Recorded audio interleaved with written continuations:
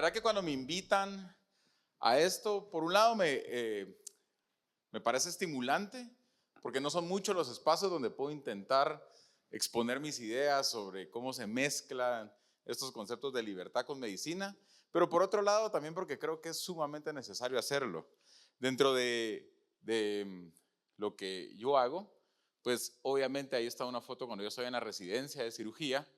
La hice en el Seguro Social, como muchos médicos en Guatemala, en Latinoamérica, por no decir el mundo. Sé que hay algunas excepciones donde los hospitales privados tienen un rol importante en la formación de los médicos, pero en la gran mayoría de lugares, el hospital de formación resultan ser hospitales públicos o de corte pública. ¿Por qué creo que eso es relevante? Porque dentro de todo lo que vivimos hay una especie de subcultura, una especie de currículum oculto que se nos va permeando y no nos damos cuenta, porque aceptamos las cosas como son y creemos que es la única forma en que pueden ser. Pero ¿saben qué realidad? Es una realidad a la que a mí siempre me molestó esta realidad. Esta es una realidad que me generaba mucha duda, mucha incomodidad y que me ha costado tratar de entenderla. Porque por un lado están los hospitales públicos, los hospitales de la seguridad social, los hospitales en muchos lugares del mundo, que pues esta es la escena que se ve, ¿no? Una escena de colas, una escena de filas, de tiempos de espera, de pacientes evidentemente con demandas de salud importantes y que no hay suficiente para atenderlos. Pero en el mismo lugar, en el mismo país, en las mismas ciudades, también vemos esto. Un escenario donde, pues bueno, yo no miro cola por ahí, tampoco miro pacientes acostados en el suelo. Y la verdad es que vivir esta experiencia, pues déjenme contarles que la he vivido desde tres perspectivas distintas. Cuando yo tenía 5 años, esta era mi realidad. Cuando yo me enfermaba, me llevaban a un centro de salud. Hacíamos colas de las 5 de la mañana, agarrábamos un papelito, si teníamos suerte de cachar el papelito, pero el médico iba a atender a partir de las 8. Pero había que llegar a las 5 porque si no, no cachábamos papelito. Y sin papelito no teníamos cita. Me acuerdo una vez que mi papá me llevó al Seguro Social, pasamos toda la madrugada en esa emergencia del Seguro Social, me revisan, me dan una receta, pues a mi papá obviamente, vamos a la farmacia y la sorpresa es que no había medicina. Entonces mi papá muy frustrado, regresa a la emergencia, le dice al médico, mire, es que esta medicina que usted recetó no hay. Y el médico dice, bueno, no tengo otra opción. Si usted quiere, vaya a comprarla. Y entonces yo no quiero criticar la realidad como es por criticarla, sino que quiero intentar entenderla. Porque si no la entiendo, no la puedo cambiar. Y me cuesta entender por qué hay estas dos realidades en la gran mayoría de países del mundo, si no en todos. Y necesitamos algo para entender por qué esto ocurre, ¿no? Esta es una realidad que siempre me generó mucha incomodidad y me costó intentar abordarla. ¿Cuál es el origen de esa desigualdad? Y ojo, porque no estoy hablando de la desigualdad como un fenómeno externo a mí. Estoy hablando de esa desigualdad como un fenómeno en el que me vi inmerso. Porque cuando hice mi residencia en el Seguro Social, yo fui ese médico que le decía al paciente, mira, es que no hay. Cuando yo estaba rotando hospitales públicos, yo estaba ahí. Entonces entendí que no era culpa del médico. Entendí que había algo más grande detrás de esta desigualdad.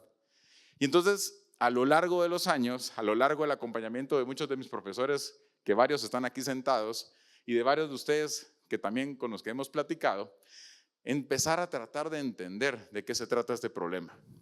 Y es que el problema empieza aquí. Las necesidades siempre son mayores que los recursos disponibles. Siempre.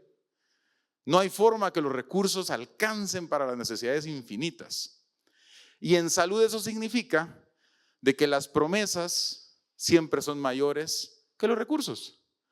Eso significa de que si una institución nos ofrece todas las soluciones posibles para todos los problemas posibles, para todas las personas posibles, de entrada es una promesa imposible de cumplir. Y entonces no nos debería sorprender que ahora el mundo está lleno de demandas médicas. No nos debería sorprender que todo el tiempo, acaba de salir publicado en prensa, todo un tema de los amparos contra salud pública, los amparos contra seguridad social. No nos debe sorprender. Si nosotros ofrecemos algo que no se puede cumplir, si firmamos un contrato con una persona que sabemos que no podemos cumplir, no nos debería sorprender cuando nos demanden, ¿no?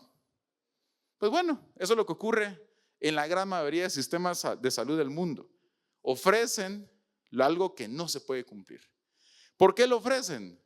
Bueno, porque es bonito ofrecerlo, ¿no? Para el político, para el burócrata es bonito ofrecerlo. Le gana votos, por supuesto.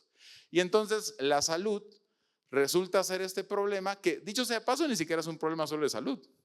Es un problema de un montón de industrias, de un montón de sectores. Todo el mundo tiene más necesidades de los recursos con los que cuenta. Y entonces, para un pensador como Hayek, que pues por lo que entiendo la mayoría lo conoce, el problema económico es cómo la sociedad coordina sus decisiones cuando los recursos son escasos. Es decir, que la salud no se escapa de las realidades y las leyes que dirigen la economía, ni la libertad. Aunque nos encante pensar en la salud como un sector distinto, aunque nos la quieran vender como una cosa diferente, realmente tiene el mismo problema que enfrentamos en un montón de sectores, que necesitamos una forma de decidir cómo asignar esos recursos.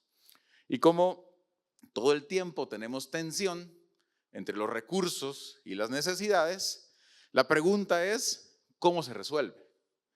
¿Cómo se resuelve ese problema? Y claro, en un ambiente como salud, esa pregunta es todavía más relevante, ¿no? Porque las consecuencias de hacer una mala asignación de recursos es todavía peor. Y entonces, ¿cómo lo resolvemos? Pues bueno, tenemos a grandes rasgos dos formas de resolverlo.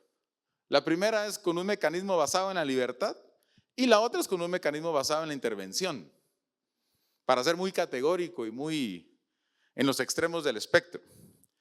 Cuando encontramos un mecanismo de asignación de recursos basado en la libertad, parte de la voluntariedad. ¿De quién? De todos. La voluntariedad del que tiene una necesidad y quiere resolverla y la voluntariedad del que puede ofrecer una solución. A diferencia del intervencionismo, que es coercitivo. Usted va a tener esta solución porque yo digo que usted la va a tener. Si le gusta o no le gusta, ese es otro problema. Así piensa el intervencionista. Pero el libertario no, el libertario piensa en la voluntad. Si hay muchos problemas, posiblemente no todos requieren solución al mismo tiempo. Y esa es la persona la que va a decidir en qué orden ir resolviendo sus problemas. Además, la libertad se basa en la preferencia subjetiva y temporal de las personas, mientras que el intervencionismo no. El intervencionismo se basa en decisiones centralizadas. Ahí está el Congreso y el Ministerio de Salud peleándose por cómo se debería tratar el cáncer de mama. ¿Qué tiene que ver el burócrata con una decisión personal, individual, de una mujer que está sufriendo una enfermedad y de su familia inmediata? Nada, pero ahí están. Lo cierto es que ahí está, esa es la realidad de prácticamente todo el mundo. Además, la libertad es eficiente, porque esa es una asignación voluntaria de recursos basada en preferencias personales. Eso ya lo empieza a ser eficiente. Mientras que el intervencionismo, ni vale la pena que me detenga aquí, no lo es. Ahí les mostré la foto. Ya les conté mi historia. Y como consecuencia, los recursos en un sistema basado en libertad se asignan donde son necesarios. ¿Por qué? Porque son las personas, los pacientes, los que deciden qué es importante. Mientras que en el intervencionismo es un político, es un burócrata, usualmente motivado por otro tipo de incentivos para decidir qué sí es importante y qué no. Y entonces esta realidad me ayuda. Y con eso que les estoy contando, les estoy queriendo contar un poquito, compartir un poquito cómo fui entendiendo el problema. Cómo fui entendiendo una realidad en la que no solo estoy inmerso yo, sino todos nosotros. ¿Saben por qué? Porque lamentablemente, ante esta pregunta de si la medicina es libre, supongo que ustedes ya van viendo por dónde creo yo que es el estado actual de las cosas. ¿Por qué la medicina no es libre? Porque el sector médico es uno de los sectores más regulados en el mundo. Estamos a la par de finanzas, de los bancos, si no es que peor. ¿Por qué? Porque el gobierno está metido hasta la cocina. Esa es la realidad. El gobierno está tan metido que resulta que tenemos reglas para todo, estándares para todo, requerimientos, leyes, políticas, regulaciones. Tenemos tantas cosas que el médico está más preocupado en no meterse en un problema que en atender bien a su paciente. El médico está más preocupado en cuidarse la espalda que en atender bien a su paciente. Y claro, en un sector privado posiblemente hay un poquito menos, pero lo cierto es que igual está. Yo no soy libre de abrir una clínica como yo quiera, donde yo quiera. Tengo al Ministerio de Salud encima que está viendo si cumplo o no cumplo la normativa. Y entonces cuando veo que el gobierno está metido hasta la cocina, resulta que en nuestro país, en un país como Guatemala, si un médico extranjero con 50 años de experiencia en una especialidad que no existe en mi país se quiere venir a ejercer la Guatemala, no puede. Le toma no menos de 3 años cumplir con todos los requerimientos de gobierno para poder ejercer medicina en este país.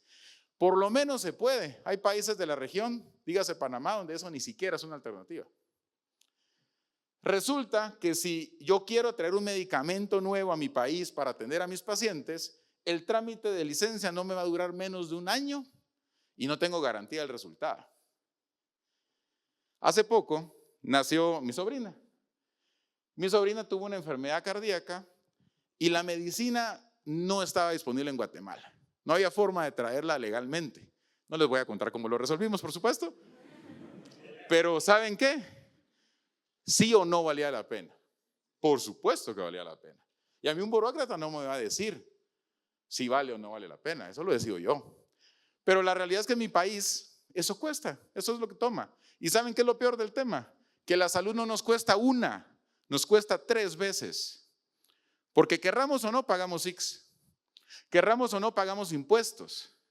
Y además, en Guatemala el 60% de todos los gastos en salud son gastos de bolsillo. Así que no importa si yo pago IX, pago impuestos, igual pago de mi bolsillo. Y entonces, esa es la consecuencia de un sistema intervenido. Esa es la consecuencia que la salud no sea libre. Y entonces Milton Friedman decía, uno de los errores más grandes es juzgar las políticas por sus intenciones. Yo no dudo, porque soy una buena persona y soy optimista, yo no dudo que los políticos son bien intencionados. Y ojalá no haga alusión a nadie, por supuesto. Pero ¿saben qué? Pocas veces evaluamos los resultados. Y en medicina los resultados hablan por sí solos. Y entonces cuando Milton Friedman dice esto y uno empieza a decir, bueno, tal vez sí va, tal vez debería poner atención a los resultados, vienen personajes como Ayn Rand que dicen, bueno, si un empresario comete un error, él mismo paga el precio de su error. Pero si un burócrata comete un error, soy yo el que sufre las consecuencias. Somos todos los que sufrimos las consecuencias.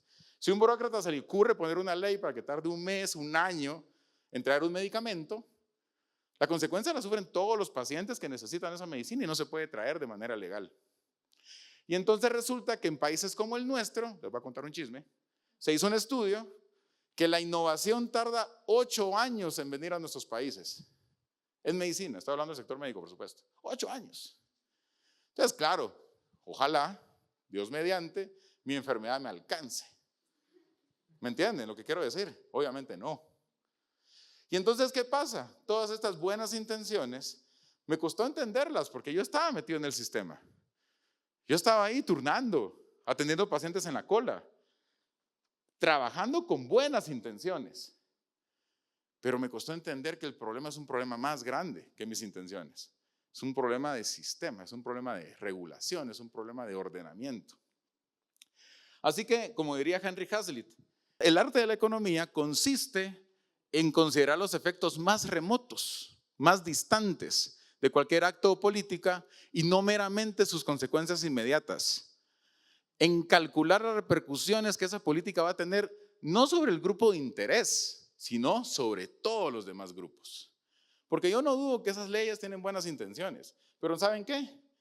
Cada ley nos quita un poquito de libertad. Cada ley nos quita un poquito de soberanía personal.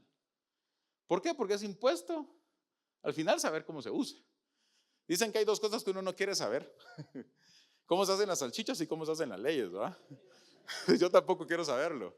Pero sí me queda muy claro de que si nosotros no tomamos la responsabilidad de ver cómo eso nos afecta a nosotros y defendemos nuestra libertad, somos el daño colateral de todo mundo. Somos como quien dice en buen chapín, el chompipe de la fiesta, ¿no?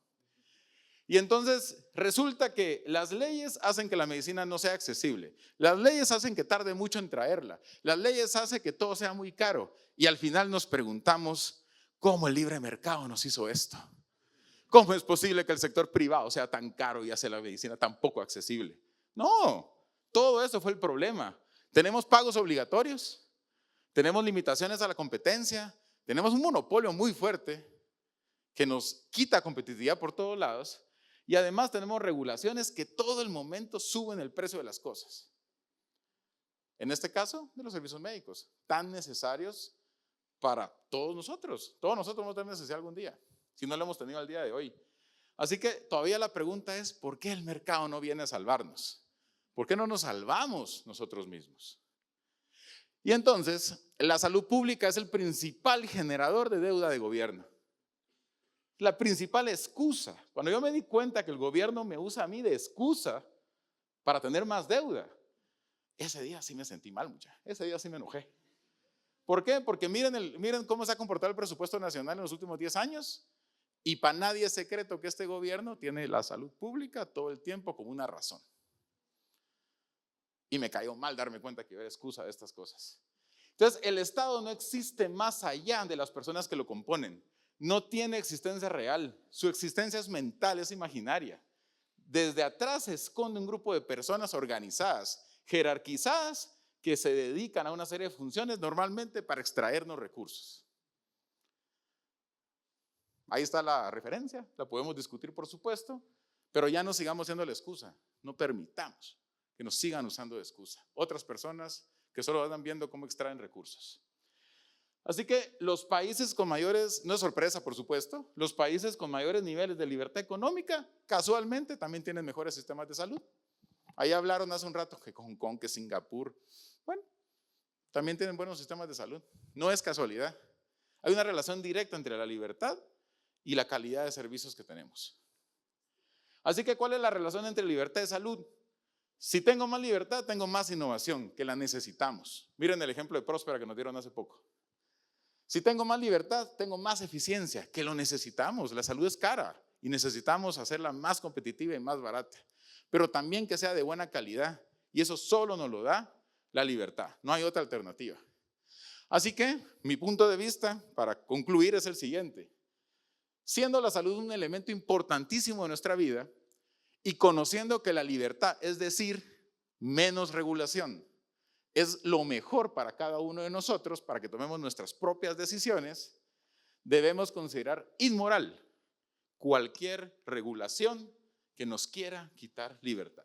Debemos pelearla. Esa es mi invitación para todos ustedes. Y ojo, no traje mi estetoscopio aquí colgado, pero claramente desde mi experiencia personal me queda muy claro que debemos de dejar de ser la excusa de otras personas.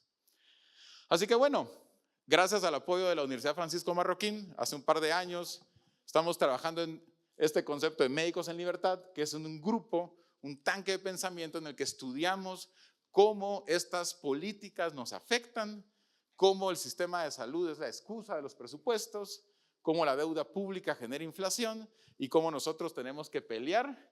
¿Saben para qué? Para mantenernos vigilantes a que seamos nosotros quienes toman las decisiones sobre nuestro propio cuerpo y no nadie más. Así que gracias por su atención, dejo mi correo y estoy a la orden cualquier cosa.